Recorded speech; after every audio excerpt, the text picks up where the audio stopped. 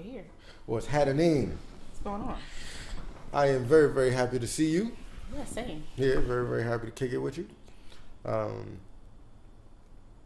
I said, I don't know exactly all that we're going to talk about, but I know I definitely want to talk about music. I want to talk about DJing. I want to talk about culture and family and all the things. All them type they things. mesh well together. Yeah.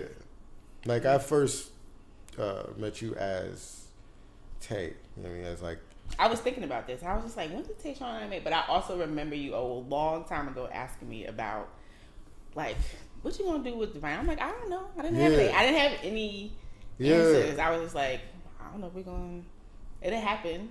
Yeah. And here we are. And things are happening. Very, very dope. But I do remember you asking me that a long time ago. Like, what you going to do with this vinyl thing? And I was like, I don't know. And things were happening here and there. Right. But I was just like, I don't know. I'm just going to let it be. Because, like, that just also just came up. I just fell into collecting vinyl. I still want to see you do a podcast. Like or some sort of video, like shared experience with other people, or where you can put us on to music and musicians and singers and the backstories. And I can see that because I'm very much into like the history of things. That's also the thing. I'm like very interested in like how a song came to be, right. Or like when you think about a record, or sometimes like folks don't read the liner notes, right. Or things like that, you'll find things there, or like folks that was in the studio, or just the cover in itself. Yeah. Sometimes I've just bought a record just because I love the cover. Just the cover word. That's dope though. So, I think that says a lot about like the continuity of the body of work. Yeah. You know what I mean? Like especially if the music stands up to the cover. Yeah, of course, right. It doesn't always paint, but sometimes I'm just like, oh, this is a really nice cover. Like I might just have this sitting up in the crib. Right. Yeah, it's art. It is art. Yeah, absolutely. The whole package of it is a whole thing. Yeah, but I just fell into that. Like, how so? So this was like right after I finished grad school. So maybe this is 2010, 2011. My mom and I went to thrift store. My mom is a huge thrifter. Oh, dope. I like to go with her because I don't find things. Yeah. Like if I'm with her, she like finds me things. Yeah, so I just tag along. So we're at the thrift store on Route 22. Right. And we're at the register, and there's a Michael Jackson off the wall sitting up there. It says $22, like written in something, just like a crayon. It looks like they have the sticker on it, and it said $22. Round the time Michael had just passed. It was like within that time, and I was like, why would I leave it here?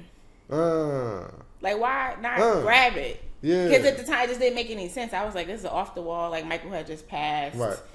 And I was like, why would I leave this here? Yeah. So I got it. Yeah. Had no record player at home. Right. Just took it and then just started picking them up. Going with my mom thrifting, or she'll call. She's like, I seen these records, and I just grabbed them. Yeah. And then I finally bought a Crosley, because Crosley had been becoming popular at Urban Outfitters. Yeah, this time. Yeah. They were like popping up at Urban Outfitters. I don't know nothing. Right. So I was like, give me a Crosley. Yeah. Brought it home and then just started grabbing it. Yeah. When I was younger, my great grandmother had also. My grandmother and my great grandmother lived in 1060 Broad. Oh, really? I like grew up down here. Yes, 1060 Broad. I used to go to school in West Kenny, a small school, but they lived in 1060. My grandmother, her brother, my great grandmother, some cousins and stuff. So that's why I'm an old soul. So she had the old school record player in her apartment. Yeah. And I remember, because the apartment's like, it's a senior citizen building. So it was like one room in the front, a hallway to go to the bathroom, and the hallway where the bathroom was, there was like a long wall. So the record player was there. So when I was younger, I used to be fascinated by it. It was the one you lift up. Yes. So now, and she would like be playing records or pull the door back, and you can see the stacks down there. And I was always fascinated by it. And growing, it was still lingering around when I was in college, and then things happened. Like I didn't have a space for it, but I always wish I had gotten a hold of it. But that's like my first recollection of vinyl. So, and then I just started collecting. Do you remember what brand from her that record player was? No, I have no idea. I was so young. I had no idea then. I just remember hearing the music from it and remember her picking up the records and like I remember looking down. Right. What is this? Right. And at the time, my great grandmother, she lived until she passed away when I was a freshman in college. So pretty much my whole younger years she was around. But she had like just like the TV and the radio, like not really watching TV, the old school radio with the baseball playing, like all the antiques in her house. So like I just remember classic things. And then I just started picking the records up. It's bugged out with like records, not bugged out, but like it's really interesting about records is different from tapes, CDs, streaming. Like, just I'm thinking about the memory visually of like when somebody's pulling out a record, like they're selecting the music that we're gonna listen to. You know what I'm saying? Like there was something different about it because like it was in sleeves and they had to stay in sleeves. You don't not use the sleeves. Right, you know what I'm saying? So like every time it's a physical selection of it's a whole of a physical song, of a process. Sound. Just it's something you have to participate in. And I think sometimes when you hear celebrities or anyone have to tell stories, they'll be like, such and such, I remember they had all these records and we would be in the room and like it's a community like kind of thing. And then also my grandmother's sister, we always had like Christmas Eve. I remember growing up, there was records there. And I remember always being in the living room like and getting together and like dancing. Like it just brought people together. Right. And I think it's always the fun of like looking through, because that's also for me. People nowadays like, what you looking for? I'm not looking for nothing. Like realistically, I don't need no more records. However, if I go record shopping, I like the adventure of not knowing what I'm gonna find. I like to just go dig. That's dope. I really be like, oh, I'm looking for something, because I'm not really, but I'm coming in here for the adventure. I like to flip through and see, or like see a cover. I'm like, ooh. Or sometimes I see something and I know somebody mentioned to me, and I must be like, oh, I'm gonna grab it and just send it to you. Like, hey, I saw this in the record store. Like, you was looking for this, because some things are rare finds. You can't find things. For sure. But like, I like the adventure of collecting. It's like it makes me think about like as a kid when you're looking through, grandmother's records, whoever's records, that has like a stack. Like, because you don't really know any of this music by name and face necessarily, you really looking through covers, and like the artwork is telling you stories, and you're developing an appreciation just for the covers, because that's what you see first. You're not listening, like you can't just like drop it on the record player. Like if you're somewhere, literally all you have is the cover. That's telling the story. Did anybody in your family before you have like an especially deep love for music? Or I mean, I know as a family everybody loves music. I don't think so. Like not in my immediate family. I mean, my grandmother used to sing. Like she's a singer, and I have like old tapes from like when she passed away. I have all of those things. So I have like tapes of her like singing and things like that. But she always just was like a singer, playing the tambourine, but just would sing any and everywhere. But like I think she is like my introduction to anything artsy. Do you remember the first like song or first musician that you personally had an affinity for? That's a good question. I think I've always had I love disco. So like anything in that area of funk. Not necessarily like an artist, but I like love. I am like attracted to that. Kind of soul music. Maybe Shaka Khan. I can hear that. I love Shaka Khan. Like that kind of, because it's like a mix of funk. That sounds amazing. I've seen her at NJ Pack a couple years ago. But it's like a soul R&B. It's not one thing with her. Right. And I think that's what I appreciate. But you hear all of it. In like one song. But like I love funk disco. That's kind of like I remember the first time I remember the first time, and I remember like the stamp in my life. When I first heard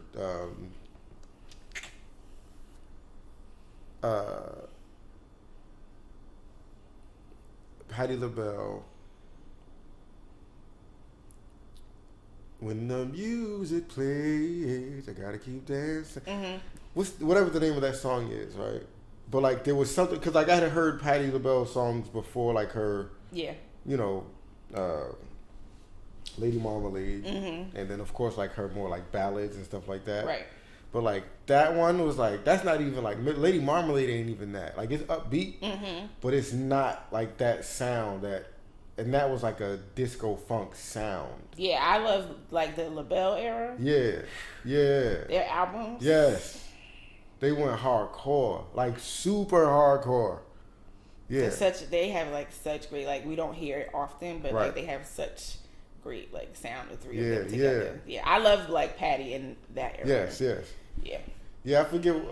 They did like a performance reunion. Like they came back together and sang at something like a award show or something.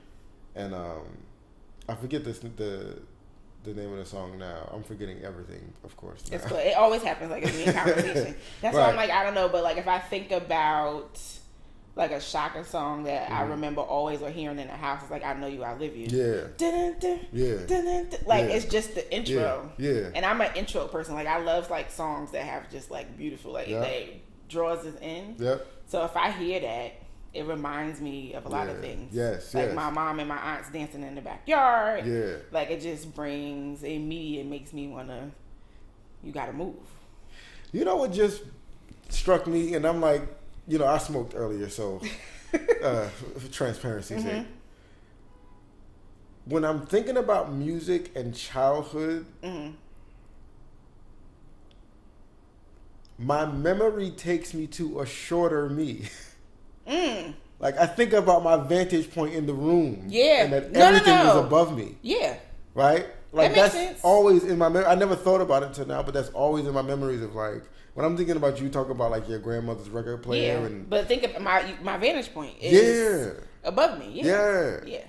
That's wild. I always used to be fascinated by when my mom and my aunts, or my mom's closest girlfriends, you know, that are your aunts, come together and they would be like moved by music. Yeah.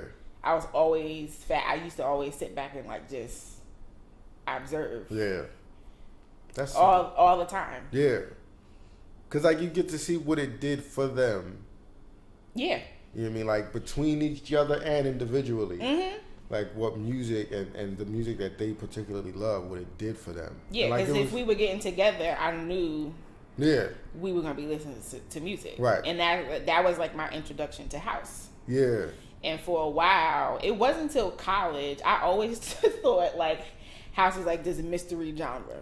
Okay. Because growing up, it wasn't necessarily on the radio what I was hearing. Right. It wasn't played, like you'll hear it every once in a blue. Absolutely. Like a CC Peniston, but like the deep cuts that I would get off what I call my Broader Market Classics, the CDs that I would collect after school. Yes. Right? I was like, why I can't hear this anywhere else? Yeah. Like in my mind, I was like, I only had access to it from my CDs. Right. And I was like, where is this genre coming from? Which is why I have like a great love for it, because I've also just got to learn more about it over time. And when I got to college, I started doing a little bit digging, and I was just like, oh. Yeah. And then I got to know the origins, and I was like, it's much bigger than I think it is. Right, but from my vantage point in high school when I was younger, I only heard it certain places. Yeah. Which is like, because the dichotomy of it is like, you don't hear it on the radio. You don't hear it in like movies. You don't hear it where you hear all music. You don't hear it. But within your culture, you hear it all the time. I didn't know anything else. Yeah, like it constantly plays. Anything else. So that's why I always felt like a communal thing. Yeah. And I was just like, we're gonna get together. I'm going to go and hear this or get in the car. So that's how that's always my vantage point from it until I got older to learn more about the vastness of the genre and how well spread it is. And I was like, oh. Yeah. So that's why I have a deep appreciation for it. Because my introduction was it was like in this community. Close-knit. And I was like, oh, ain't nobody else listen to this? So I just thought nobody else new. Right. I love how it. like that's the case in a lot of regions with a lot of different it is types of, music, whatever, dance, art. Like go-go is just DC, DMV, like not even really DMV, like DC. You know what I mean? And like New Orleans bounce is New Orleans bounce. Right. Yeah. And like it can grow legs. Yes. But it's still homegrown. Yeah, that's true. You know what I mean? It's like, it's weird. Like, what is it that makes a certain genre go from that to a popular genre? You know what I mean? From like subculture to culture. Right. Because everything starts as subculture. It does, right. And some of it expands. And I think sometimes, like you said, it stays where it's at, but everyone knows about it. Like, but then it's also nice because, like, this is ours. Right. So, which I think is nice. Right. Because, like, I think that also has to do with, like, whatever the vibration of that region, that area. You know what I mean? Like, house music makes so much sense for the places where it's most popular. You know what I mean? Like the Baltimore, Chicago, North or Jersey, North Jersey. Because A, how black people migrated. B, how urban the terrain is. Yeah.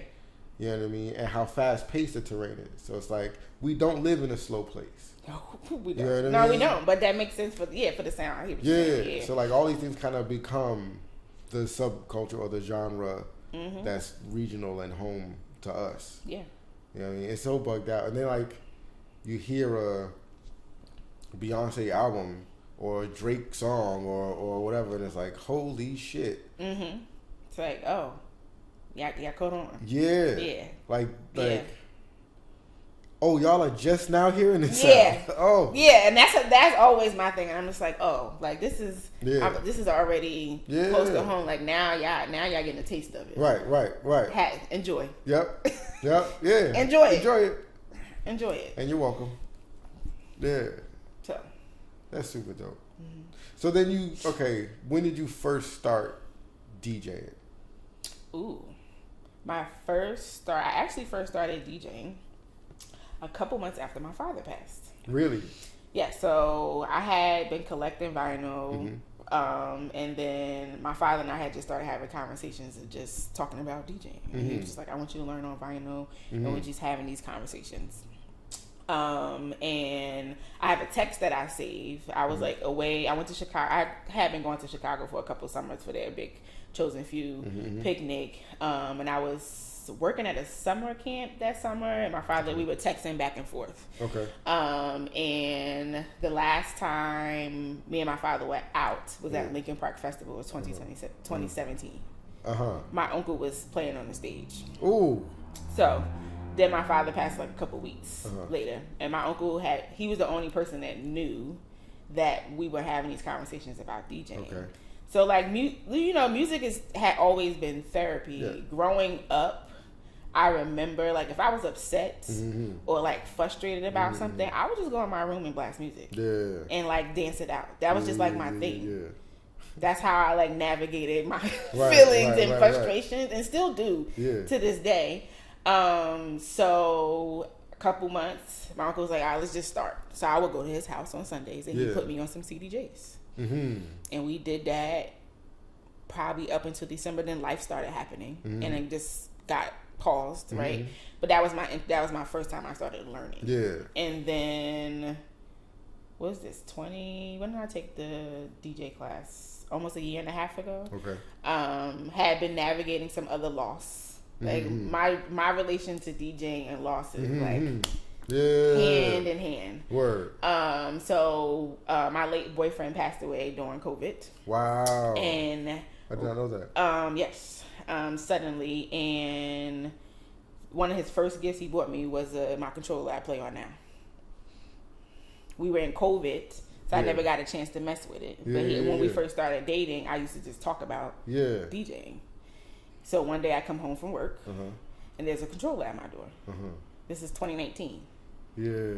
So we would play around. He gave me like some music because he used to like DJ a while back, and he like transferred. I had all the music. So I had everything I've always needed to step into it. But I just had been running or pausing from it. So after he passed and COVID's back outside, I was just like, I just need to get to it. Yeah. Like, I just need to get to it. Like, I was craving it. Yeah. I was like, I have everything I need to do this. I have a controller. I have music to start with. And I just was like, I needed to say yes. So I remember seeing the class that G and Jana runs. And I was like, the next time if it posts again, I'm going to sign up. Yeah. And then I was in the middle of like changing jobs, and it was a year, I guess this was 2022. I was like, I'm just going to be taking leaps. Like, it was just a year of leaping. I was like, I was a school social worker, and I was like, I want to do something different. So I started a new job, and then right after I started a new job, I took the DJ class and just went all in. I love it. And took the class with no expectations after. I was just like, I wanted to take something more intimate for learning and just really getting my feet and stepping back into it, which is what I needed. And I will say I've been outside ever since, and I just took it because I wanted to dive back in. I didn't have any plans to immediately be like being booked or doing things. I just was like just taking it as it came. I was just like, because I enjoyed it. Yeah. Like, I wasn't necessarily like, hey, I need to like do this for money per se. Right. I was just like, I just wanted to do it. I think I know how I feel when I'm on the dance floor. So to return that, to be able to do that for somebody else felt important to me. Yeah. Because I'm like, ooh, Yes.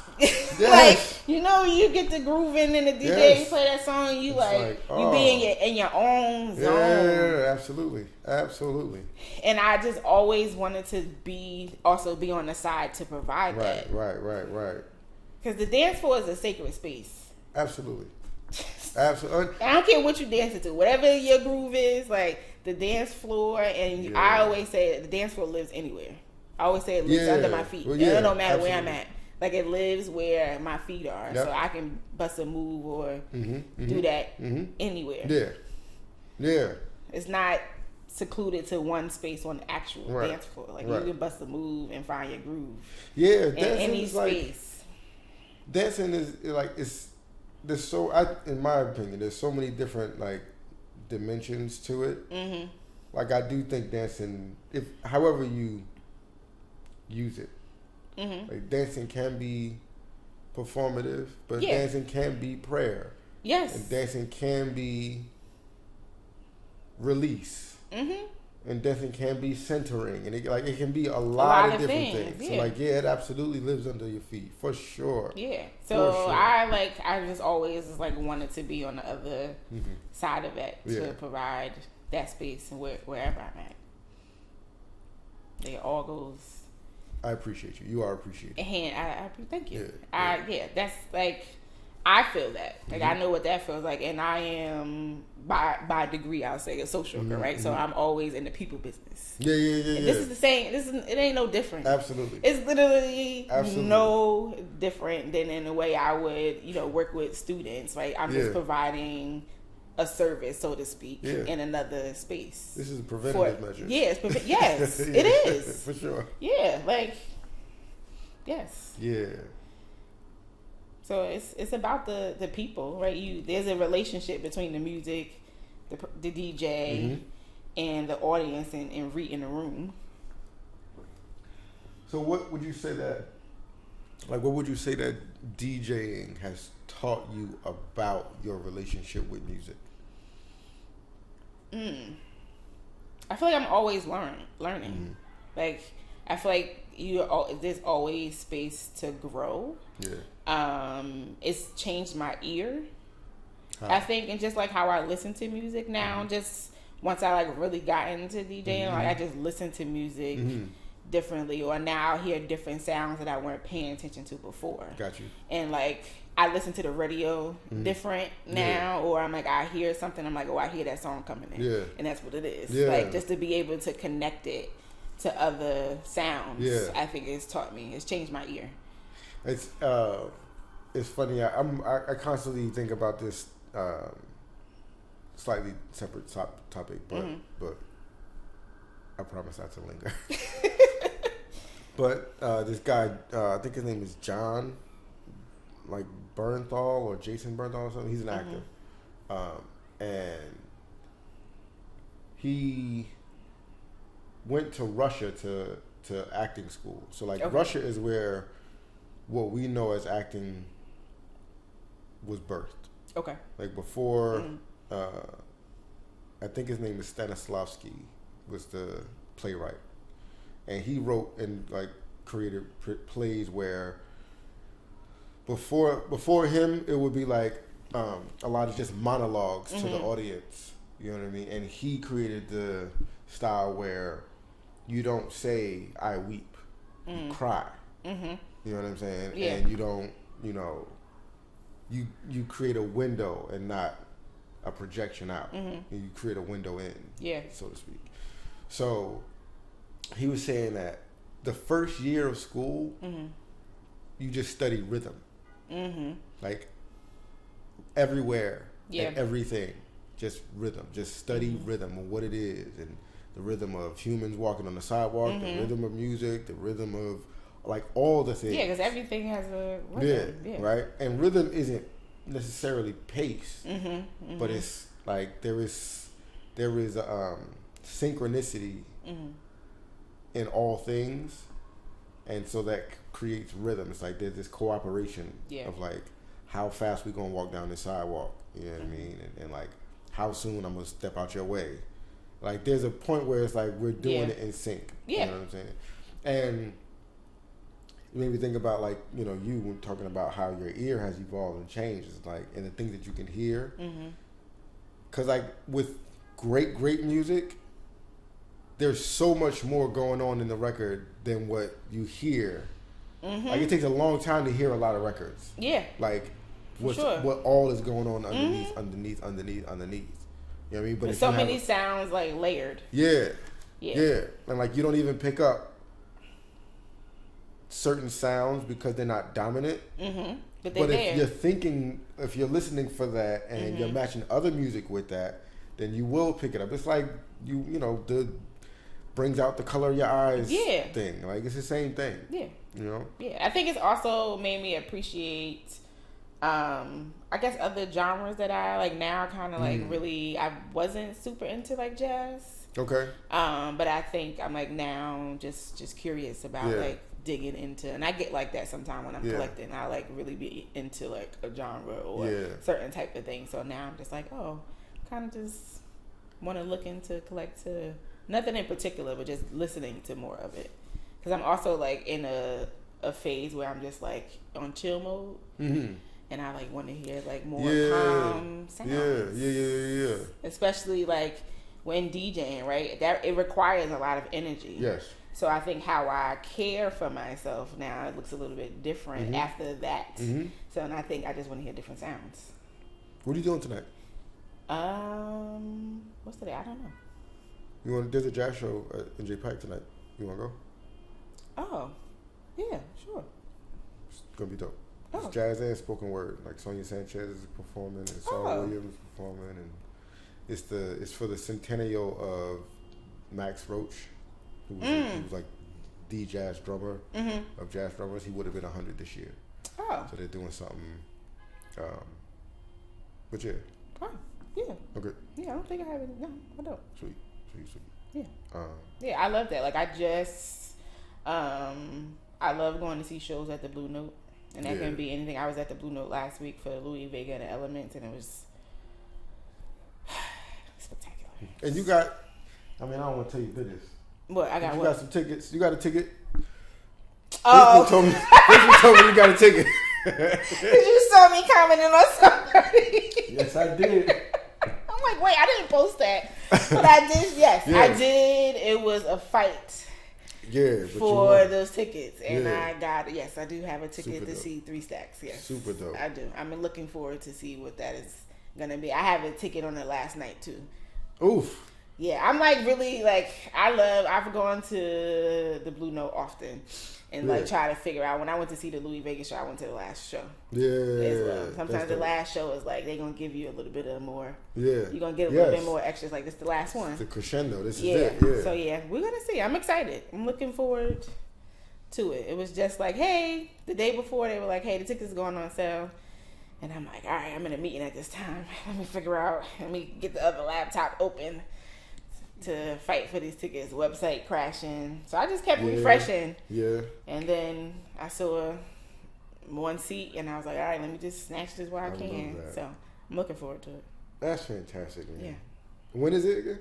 Next week. It is Wednesday, Thursday, Friday, maybe. But he's also performing at other spots in Brooklyn. Okay. Not just at the Blue Note. Oh, okay. Yeah, so there's other spaces in Brooklyn that he's going to. All right.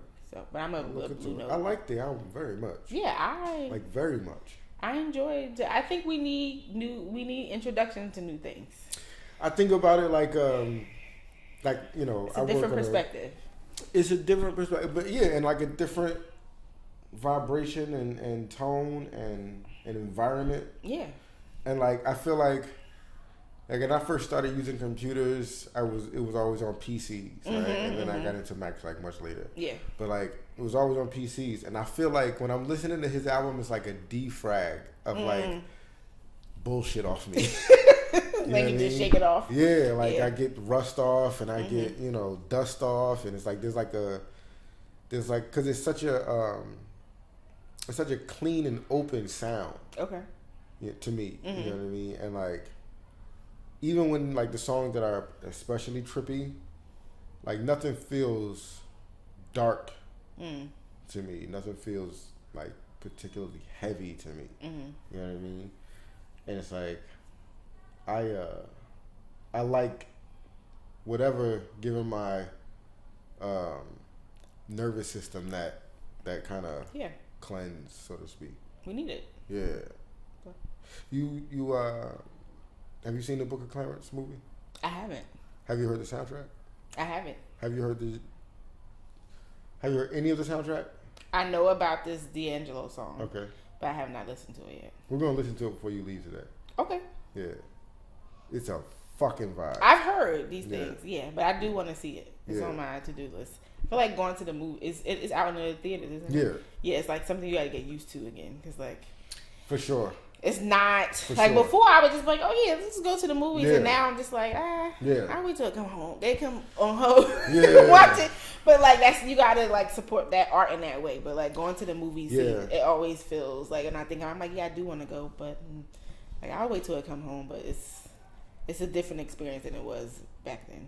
Yeah, and like movies really, I guess you like nowadays because of so much television accessibility, like it takes a lot to really, really direct and produce a movie for the theater experience. Yes, you know what I mean? Yeah. Because like these TVs is big as shit. You know what I mean? And it's like at a certain point, it's like, what's the difference? Yes. It's like, oh, you really crafted something that is an environment and not just something that I'm looking at. Yeah. You know what I mean? But like, anyway, I brought it all up because like, that song is super dope, and I've been listening to James Samuel lately on like the press run that he had done for the movie, and I really, really like the way he's talking, like the way he talks. You know what I mean? Like he's very much unabashed about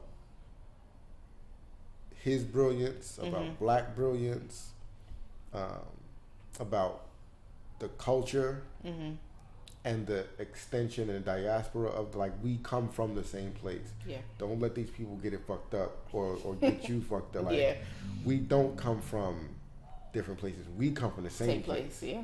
You know what I mean? And our experiences have been the same wherever we were taken to. We got treated by the people the same way. You know what I'm saying? But our brilliance is like our brilliance can't be measured by them. Yeah. By any of them. Mm-hmm. You know what I mean? Any other. You know what I'm saying? Like it can be appreciated, but you can't take it away. Which is why, like, when artists like of that sort, James Samuel or like a Issa Rae or Regina King, like they do stuff that nobody does. You know what I mean? Like Regina King doing like 2 characters on Boondocks and 2 little boy characters is something that nobody like, and there's voice actors that have done a lot of different voices, but not that. But not that. Yeah, and not like that. Yeah, that's only something she. You know what I'm saying? Can hold. Yeah. Which is like, wow, like this is very prevalent among us. Mm-hmm. You know what I mean? Like we are that brilliant. That's just what the paperwork shows. That's it. You know what I'm saying? But it was really interesting to hear him talk the way he's talking, you know, and particularly about the movie. Mm-hmm. But he did that same thing, you know, when he was doing The Harder They Fall, when he was doing that press run. Yeah. It was like really dope to hear us. I got to put the soundtrack on the list. I think we have lost the art of movie soundtracks. like soundtracks, like some of like the greatest. Well, that's the thing. He scores all his soundtracks. He does them. That's awesome. Which is like another example of like, who the fuck does that? Yeah. You know what I mean? Us. But like, he's saying how like he hears movies and he sees music. Mm-hmm. So like, when he's writing a scene, he hears what music should be playing in this scene and how it connects to the next scene and the next scene, and when he's writing songs, he's writing the movie. He's like, oh, this is the emotion that this character is feeling. Yeah. You know what I mean? So I can take the character in that direction because of the song. So it's like, that's super comprehensive. I love a big part of my collection is also like soundtracks. I love soundtracks. Yeah. When I'm watching things, sometimes I'm paying more attention to the song playing during the time than what's going on. I'll go back and watch it. Yeah. I love that. Yeah. I think it's how songs are placed in film. Mm-hmm. It's like another thing that I love. Fascinated by.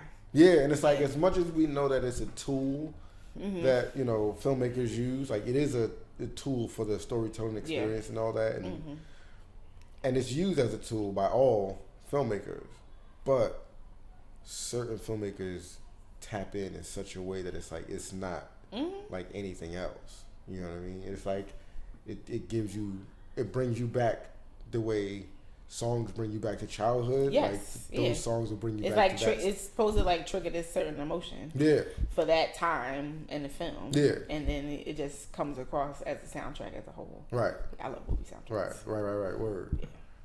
Love movie soundtracks. Yeah. I've been waiting for Whitney's camp to release the whole Preacher's Wife soundtrack on vinyl they did it this year. Last year. Yeah, I have it. Yeah.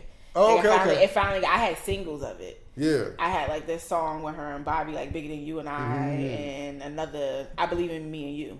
Just a single, but you cannot find the whole album. And it finally got re-released this year on vinyl. Because the Preacher's Wife soundtrack is such a great gospel. Like, I like to listen to it any time of the year, honestly. Yeah. It's one of those. Yeah, it's one of those ones too, like, I guess now because I'm older, I can listen back to Whitney's music and appreciate her greatness the way I couldn't have appreciated it when I was a kid or whatever.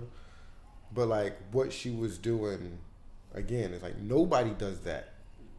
Like nobody, like there's singing talent and there's knowing how to sing. Yes. You know what I mean? And she was taught how to sing and she has talent. And then she got these songs like Preacher's Wife soundtrack or Bodyguard soundtrack or her albums, like she got the Waiting to Exhale soundtrack. Like she got these songs, like epic songs, and they just only belonged in the hands of somebody who would do what only she could do. You know what I'm saying? Yeah, she was special for sure. Yeah, I definitely didn't appreciate her because I thought singing was singing, but I thought music was music. Yeah, that makes sense. And like then people told me like Quincy Jones is a master, and I'm like, all right. Yeah, I like the music, but like, I don't know. Yeah, You gotta dig a little deeper. Yeah. Because it's like you said about like the different things you hear, right? It is layered. Yeah. Yeah. It is all layered and how it comes about. Sometimes we're just hearing one thing and it's like, no, it's way more there. Yeah. than what it appears. Right. Like you gotta appreciate it as a whole. I was at City Hall for this municipal council meeting, and they play her Star Spangled Banner. Okay. When they do like the Pledge of Allegiance, and I'm sitting there and I'm like, I'm not a super USA person by any stretch. Yeah. But like I was like, man, this feels good. It just feels good. Mm-hmm. You know what I mean? Right. Like that's fucking amazing. Person behind, the person that's the talent. It will take you think about the other things that you like. Right? Yeah, I'm not really into this, but it's touching my soul. Actually. Yeah, right. Yeah, but dang, maybe taxes are so bad. Right, make you think a little different. Right, so to speak. So you come from a big family? Would you say? I guess I would say that my immediate family. I am my mom's only child. Okay. So just grew up with mom, but I also have siblings. I have 3 sisters and a brother on my dad's side. Yeah. But my mom is one of 4. My father was his only child. So my immediate family is small, but my grandmother is the baby of 7. So my maternal side is huge. My mother got like, I don't know, 40 something first cousins. Amazing. And then my dad's side is also huge. Yeah. Just big. So I have like, and I love like family things. Like my mother will say, how do you know these things? Or like and I'm like by far like way down the line in terms of age. That folks are much younger than me. But I used to ask my grandmother questions all the time. Right. She would be on the phone with her nieces. And I'm like, who is that? Whose child is that? And I would make these connections. Right. So like sometimes they'll be like, and my childhood nickname, which is my family called me, is Muffin. So that's been my nickname since I got here. Yeah. So they're like, oh, call Muffin. She probably know. Yeah. And my mother will be like, how do you remember these things? And I'm like, I don't know. I like family history and making the connection. So I'm also like very close with like my second cousins, and I have really close like what you call it, intergenerational relationships. Oh yeah, I love that. I'm faster there. Yeah. Would be on the phone with my older cousins for a solid hour just talking about different things. She'd be like, what are they? I'm like, oh really? Never thought about it that way. Like I think those conversations are important because like when they leave here, who is supposed to keep? Like someone has to be, not just say me, but like we need to ask these questions because it's the oral history of it. So I just grew up asking my mom's mom. I used to just ask her questions all the time, and she would just like tell me stories. And so I love like the intergeneration of family conversations and hanging out with them and having those kind of relationships. It's important. Yeah, and it gives you kind of layers to yourself that like are finer, so to speak. Like you're stacked with a lot of finer layers. Yeah. And you find out, not everybody has those layers. Yeah. Like those layers of understanding. You know what I'm saying? Like an understanding complexity. Yeah. Like, because family teaches us complexity. Like, shit ain't. And it's making me think about this vantage point thing you're talking about. Like, when I used to ask my grandmother these, like, my vantage point was different. Yeah. Or I would say to one of my cousins, I said, girl, when I was little, my grandmother used to do, and like, she would be talking about their generation. She'd be like, how you know that? I'm like, because I just used to just listen. But now I'm at their vantage point to an extent, as an adult. Right. And I'm like, well, I just was learning these things. Yeah. When I was younger, so I have that knowledge. Yeah. And it's like I just see it from now their point versus my 10-year-old self. Yeah. Because you spend way much more time as an adult in your life than you do as a child. Yeah. So it's like having those things kind of,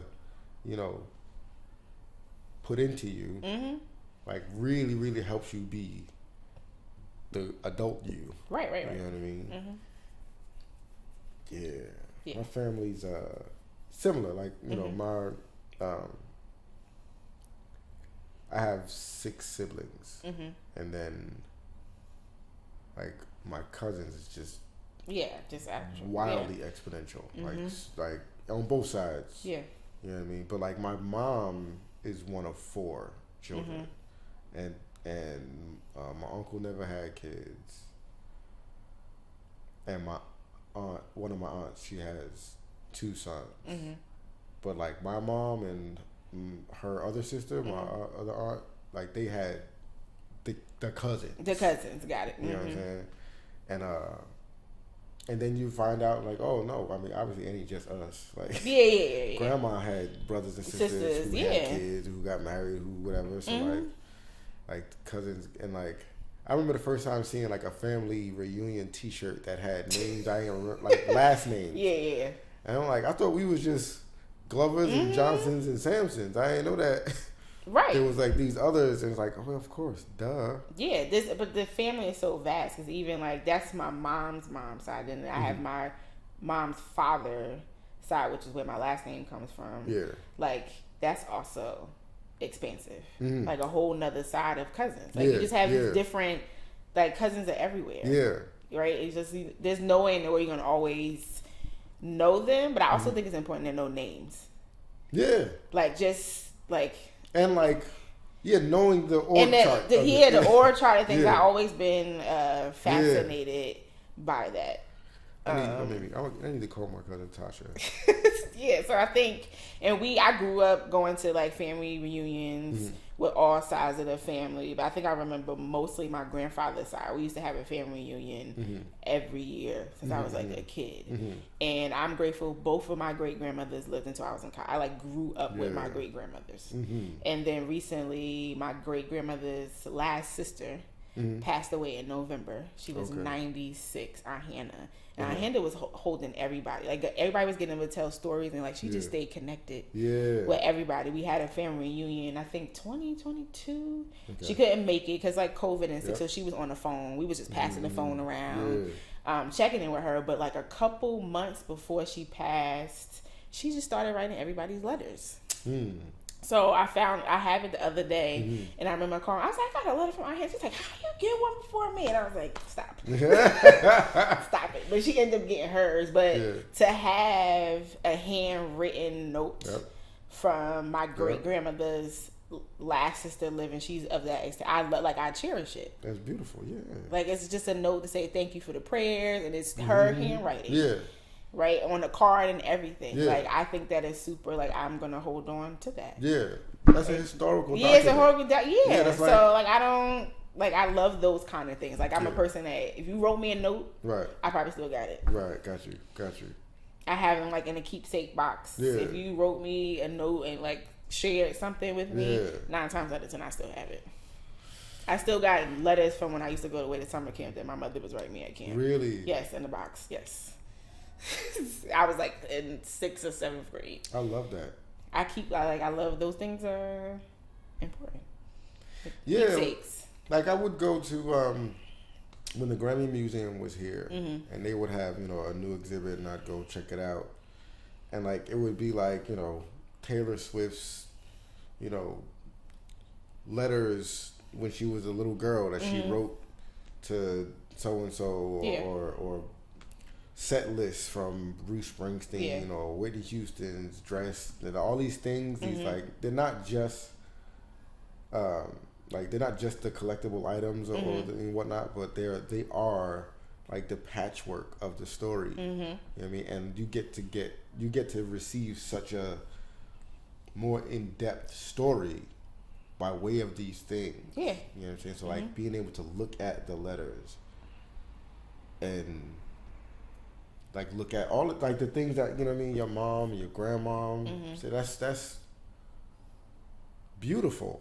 That's absolutely beautiful. Like it's it's invaluable. Yeah, and sometimes I like dig in, like especially for those that like have mood going on. Like I'll go back and like sometimes pull it out or just look at it, or someone's looking for something and I'm like, oh, I think it's in the the keepsake box. Yeah, it's in there or something. Yeah. So I think about like for people who've gone on like and nobody is you're alive in my life, right? But as soon as you walk out the door, you're only as alive as I make you in my head. You know what I mean? And like, I still have the ability to do that with everybody that has passed away. Yes. You know what I'm saying? Mm-hmm. And like, it's important to do that, especially like, you know, parents, mm-hmm. like people that help raise us, so to speak, because like they guided us in ways, and we got to observe things by way of them mm-hmm, mm-hmm. that like we understand to be truth. Yes. You know what I mean? Mm-hmm. Like, at least the truth for our path and direction. You know what I'm saying? Mm-hmm. So like, it might not be absolute or universal truth. Yeah. But like, for what I'm trying to do with my life, that's the truth. That's the truth. Yeah. You know what I'm saying? And I don't need, like, it couldn't just be dependent on being in physical proximity. Mm-hmm. You know what I'm saying? Otherwise, we just lose everything. You lose everything. Yeah. Mm-hmm. So like, I think about that a lot. Like making use of. I think about that when I walk past Bria's mural. And I'm like, I talk to Bria every time I walk past the mural because I'm like, it's the same thing. Yeah. Like, I know what she would say. Yeah. So like, if I'm in, like, I'm not stopping and having. Yeah, but it jogs your memory. Yeah. To a time where you had a conversation or you guys were in community with each other and you're like, hey, or sometimes it's like right on time. Yeah. Absolutely. Absolutely. Like the jogging of a memory of someone passing is like right on time when you need it, you don't know you need it. And I always say that as a reminder that they're still with you. Yeah.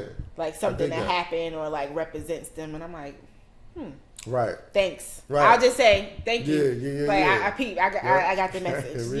Yeah. It's received. I got it. But I think that lasts is because of what you said, right? Like right now we eat each other, but like whatever that last memory or last time we do, you remember that. Yeah. And that doesn't leave you. No one can take that from you. Right. Especially like when it's a memory it's a memory of a thing that helped build you. Yes. You know what I mean? Yeah. Mm-hmm. Yeah. Yeah. And I think that's like how I like pushed myself to finally say yes to DJing, because it was like nagging at me. Yeah. And things would be happening and I'm like, all right. Let me get to this. Yeah. Because of conversations we've had. Right. And I'm like, yeah, I know I need to get to this. Or like just running from it because I was like, I'm not sure if I'm going to be good at this. Yeah. And then I was just like, I just need to do it. Right. Just need to just do it. Yeah. And stop, the naysayers or like getting out of my own head. Right. And those conversations came from a text message that I remembered. Yeah. Or something like, you got me this. And I'm like, oh, I have this. Yeah. Like, what am I doing? So where are you DJing? Do you have anything coming up? What is this? January. I'll be at Happy Hour on the third Wednesday. That's where every third Wednesday in a month I'm always at Happy Hour. Okay. And I have some things coming up that aren't quite confirmed. Okay. But that is definitely happening. All right, dope. Yeah. I want to make sure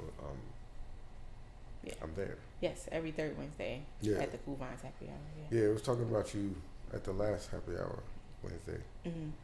Somebody was asking me like, who's my favorite DJ there? And I'm like, I don't have a favorite, because like the thing I love about Members Only Happy Hour is that it's a collection of and a stream of DJs, and like they play what they play. Yeah, you know what I'm saying. And but I like that. Obviously, you're one of my favorite DJs, but like I appreciate that. Yeah, because like you. I don't need to. but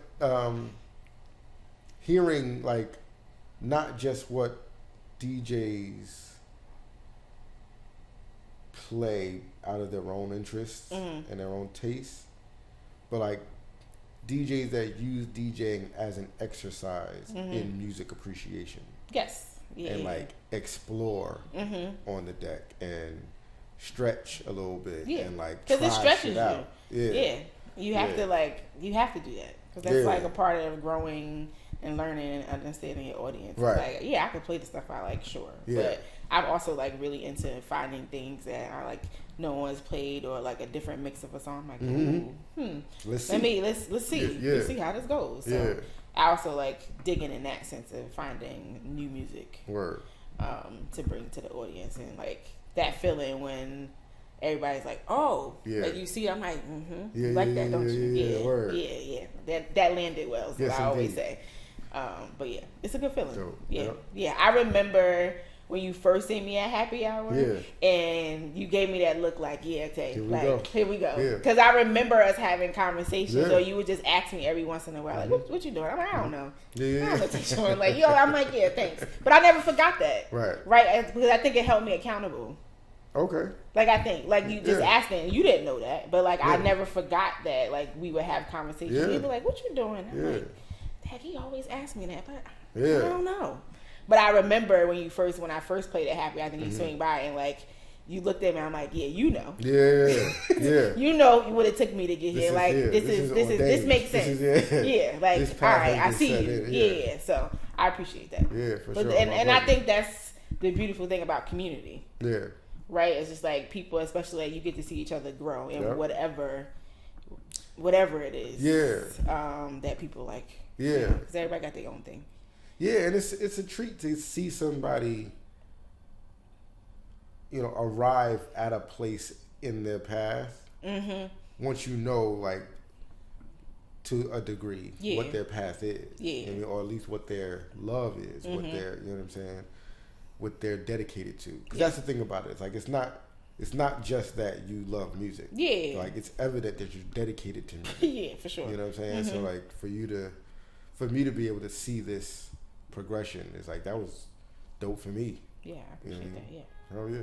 Yeah, I think a few people have had that sentiment. Yeah, it's like, oh, Tay, I'm happy for you. Like I'm glad to see you doing that. Right. So. Right. Yeah, because for a long time I didn't really say anything. Like I knew.